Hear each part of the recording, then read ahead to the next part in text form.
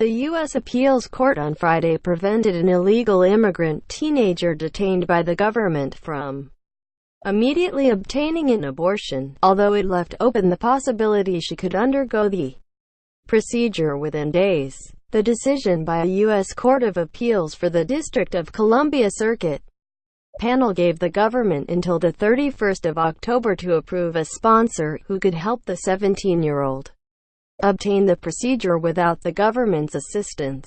If the U.S. Department of Health and Human Services (HHS) signed off on the sponsor, she will be lawfully able, if she chooses, to obtain an abortion on her own, the court said. It said the requirement that a sponsor be found did not unduly burden the immigrant's right to an abortion under Supreme Court precedent.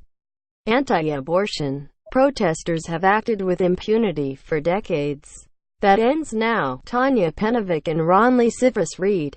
The panel was made up of 2 Republican-appointed judges and 1 Democratic appointee, Patricia Millett, who wrote the sole dissenting opinion. What reason does the federal government offer for taking over her decision completely and forcing her to continue an unwanted pregnancy that Texas law permits her to terminate? None that remotely qualifies under the Constitution, or that even makes sense. Millett wrote, the teenager, from an unidentified country, is currently detained in Texas and 15 weeks pregnant. She entered the United States without any family in September and was immediately detained by the government and placed in a shelter. A federal judge in Washington this week ruled the abortion procedure could go ahead, but the government obtained a temporary order blocking the decision until the appeals court ruled.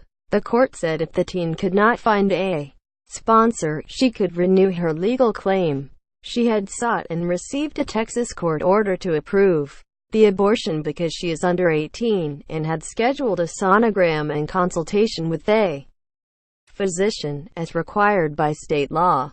The Office of Refugee Resettlement, an arm of the HHS, refused to let her leave the detention center to carry out those steps. However, the Administration for Children and Families, a division of HHS, issued the following statement on Friday: for however much time we are given, the Office of Refugee Resettlement and HHS will protect the well-being of this minor and all children and their babies in our facilities, and we will defend human dignity for all in our care.